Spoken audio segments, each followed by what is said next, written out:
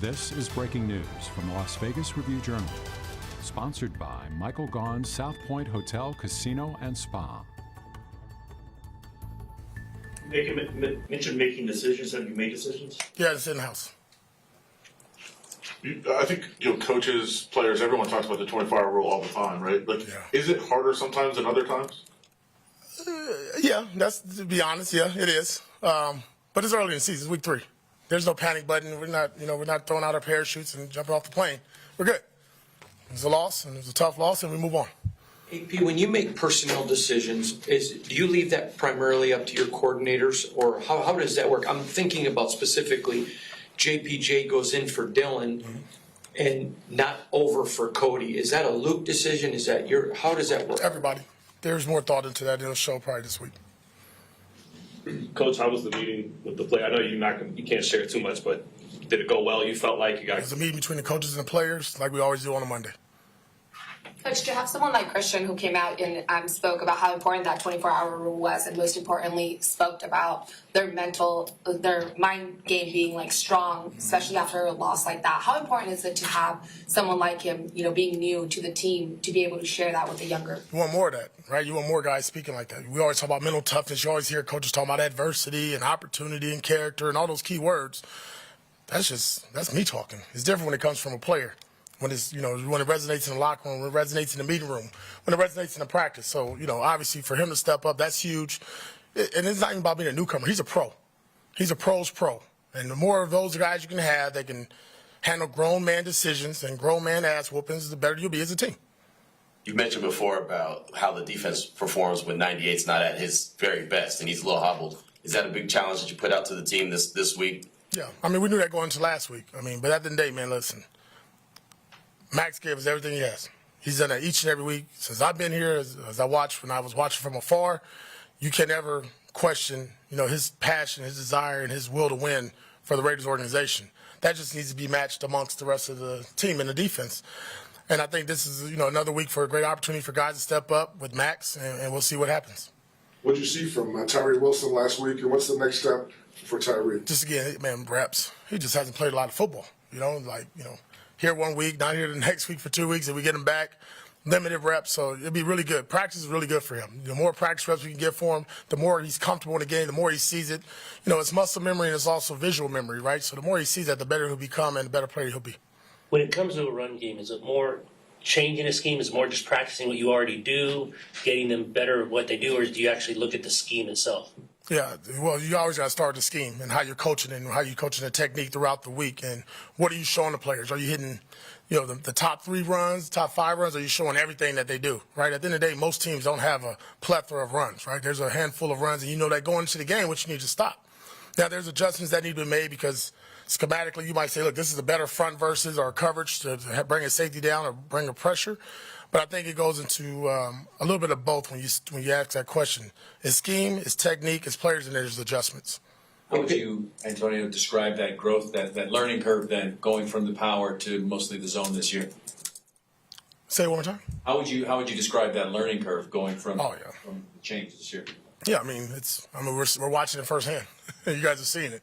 Right, it's a learning curve, and we're still going through the process. And at the end of the day, you can be a scheme team, you can be a player-driven team, you can be a what works team, and we need to become what works for the Raiders.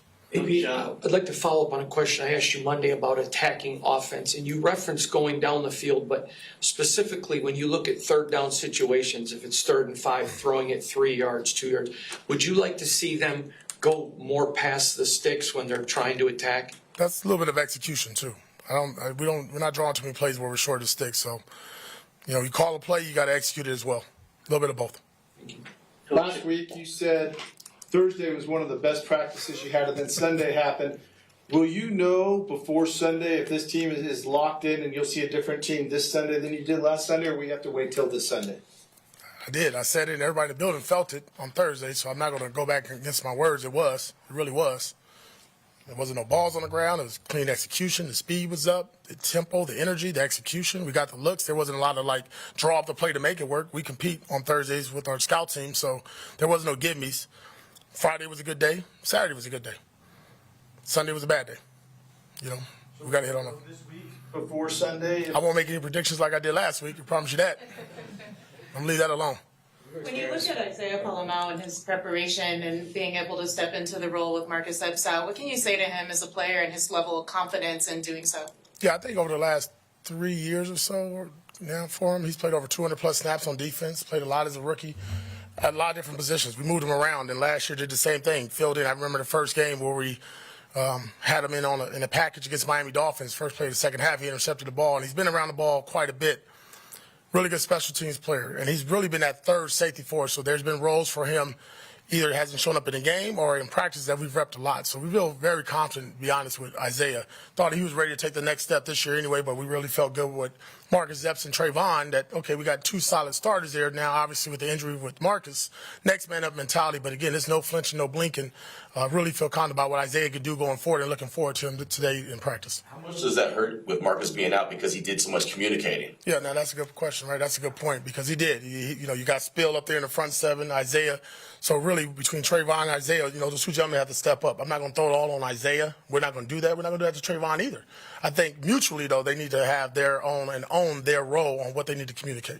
When you look at film, what do you see from Deshaun Watson, and how do you think your defense can properly, execute a game plan and tackle? Yeah, I mean, I'm not going to judge on how he's played, but I've seen some really good throws last week out there on the perimeter, both to Amari Cooper. The deep ball's there. Obviously, the ability to scramble, to run, to extend the plays, that's something we're going to have to work on again this week. No different than against like a Lamar Jackson type, a guy that can move in the pocket. But listen, he's played a lot of football, and when he's on, he's on. You saw that in Jacksonville. And then late in the game, obviously, against the Cowboys, when they needed to come back and he was moving the ball and moving the chain. So he's somebody that's a threat. You got to respect in the National Football League that at any given moment he can make plays. Just curious on Divine Diablo and Sunday's game. Is he on track to be able to get back to practice? No, he won't practice today. You mentioned, obviously last week you felt you had good practices. From your experience as a player, what goes into translating that to game day? On game day, right, if you think about it, come Saturday, you're just putting those little final touches on it as a coaching staff. You give it to players. You got a meeting for about an hour and a half that night. The hay's in the barn, right? It's the players go play and the coaches, make the calls and make the adjustments. I think like all of us, I felt that game after the first drive. Like this is not how we expected it, and it was a little shock, and I think it shocked all of us. And then the thing that I talked about, just the way we responded wasn't up to par. So, again, trying not to make predictions on how we go throughout the week, because if I told you the truth, Baltimore was a bad week. So I would say, that ain't a good game, but I can't say that, So I'm not going to go this way either way. So listen, man, my thing is make sure I do a better job of delivering the message Saturday night and then Sunday before the team goes on the field of what we need to do and how we need to play and the style of play to execute for 60 minutes.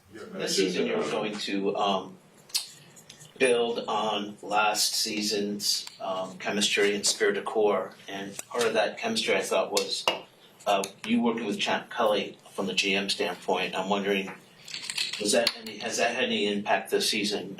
You not having that relationship that you had last year with the GM, that from the outside it seemed like you guys really clicked. Give me the initial question though. Like, what do you say? Me and Saskia don't get along? I'm trying to figure out. What impact has had not having Champ here after you guys seem to be clicking? Oh no, I talk to Champ every day. Be honest, I talk to Champ every day. I talk to Celeste every day. I talk to everybody in our personnel department every day. Then I talk to everybody in the building every day if I see you. So there's no lack of communication, lack of chemistry, or anything like that. No, we're fine. I mean, we all have our roles, and you got to play your role. You had mentioned physical practices potentially this week. How do you balance that with, needing to be ready and healthy on Sunday? Yeah, I mean, last week I did that. We walked through last week. We did 2 walkthroughs instead of practicing, no pads. Then we go out there on Thursday and we had shells on and run around with helmets and T-shirts and stuff like that. But, it was already on schedule for us to go. I mean, this is a team that we felt coming into it when we looked at our schedule. They run the ball. They do a really good job running the ball. They're physical. They give you a lot of different looks. The head coach is a really good offensive coordinator. He does a hell of a job putting together him and Ken Dorsey. So, this was a week anyway. We had pads on. And I really judge it off our health. If we're healthy enough to go out there and put pads on, we'll do it. If we're not, then we don't. And last week we just felt with the travel, being nicked up in certain positions, we can get more reps and more opportunities having those gentlemen walk through. Quick question, Antonio, about JPJ. After watching his film, do you feel like he did enough to earn more time? Yes, he did. Is there an update on Thayer Mumford and his health? He won't practice today. What jumps Myles Garrett play? He plays for the Cleveland Browns. what jumps out when you watch Myles Garrett on film? What I see? Yeah. Scary. He's a good player. Defensive player of the year, right? Like, really good football player. Like, it's impressive. You watched a couple of those runs against the Giants last week, and he is just wrecking shop. Like, it's two guys on him, and it doesn't matter. You know, they chip him, doesn't matter.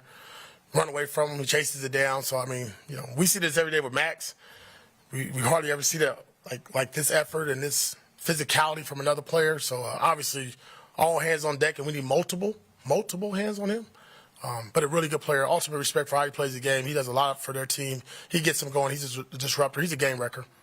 If Mumford can't go this week, how much confidence do you have in DJ Glaze based off what you saw? I thought DJ did a really good job. I know he gave up a sack, but for the most part, he's going to be against Clowney, who's one of the, a guy who's the number one pick and has a career of making tackles look bad. And I thought, for the most part, for not getting all the reps in the week of practices, especially like a young guy, I go back to what we saw in training camp. Somebody that just, when you threw him in, just, okay, DJ's in. And it was one of those moments, even in some run, some key calls in the game where we had a run game called and they were doing stunts, and he didn't get those reps, and he reacted perfectly to it. So extremely confident. Listen, we were itching to get him in the game at some point. It was going to happen last week. It just happened because Mumford got injured.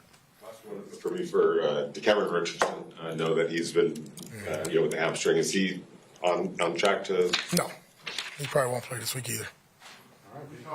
We talked on Monday. We had asked about the quarterback situation. You said there was conversations that you still were going to have.